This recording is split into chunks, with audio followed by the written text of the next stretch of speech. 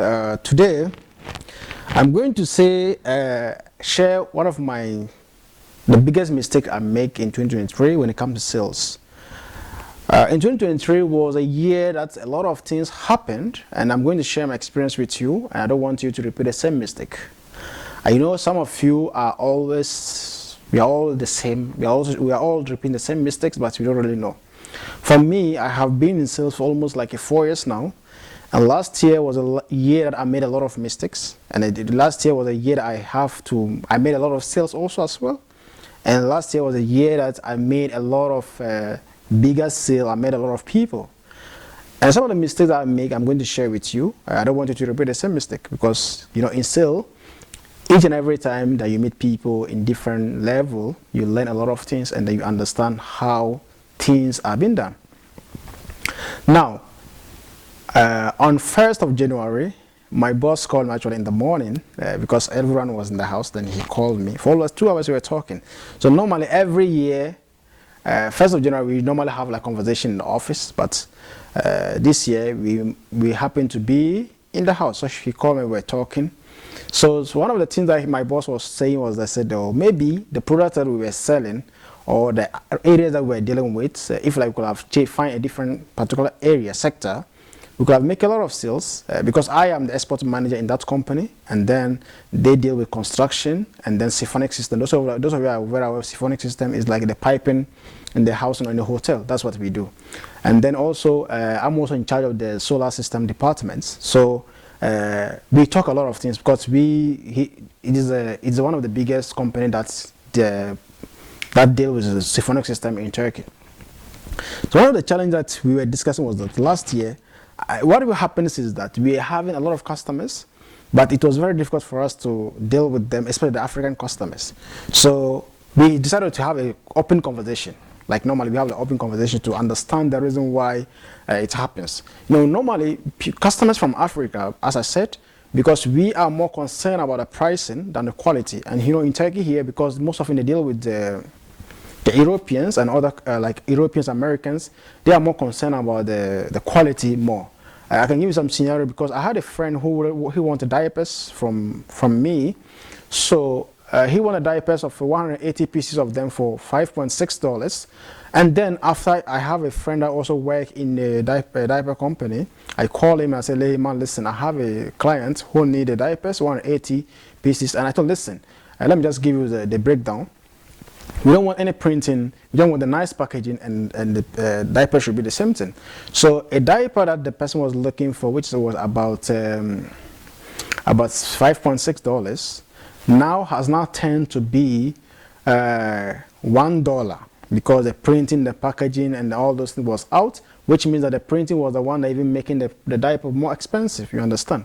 So we're discussing about we're discussing about a lot of things, and then I told him that, listen, as I told you earlier on, in Africa, we want to have quality products, of course, but we are more concerned about the pricing as well, because we want to enjoy the luxury of the rich people, but in another way. That means that if you want to use the diapers, for example, we want to use the diapers, but we don't need to do the kind of design on it. We don't need a plain diapers from the machine.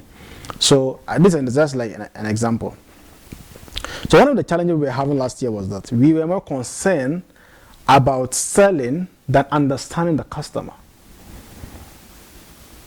You see? So anytime you are a salesperson, try as much as you can to understand what the customer wants. Because when you understand what he or she wants, it's easy for you to sell. But if you are eager or you are always in a hurry to sell that person, you will always you won't be able to close any deal. Because this was my biggest mistake that I did in 2023. Because all that I was doing was to sell to the person, but I refuse because I'm not willing to understand what this person wants from me, or what is he having, what is his budget, what at all does he want. I didn't have that time to understand him because I just want to sell. And this happens most often in all the companies.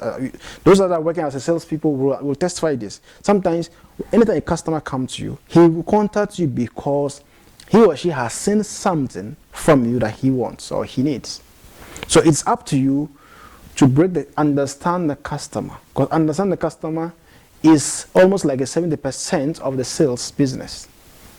Because when you understand the customer, it's so easy for you to solve his or her problem.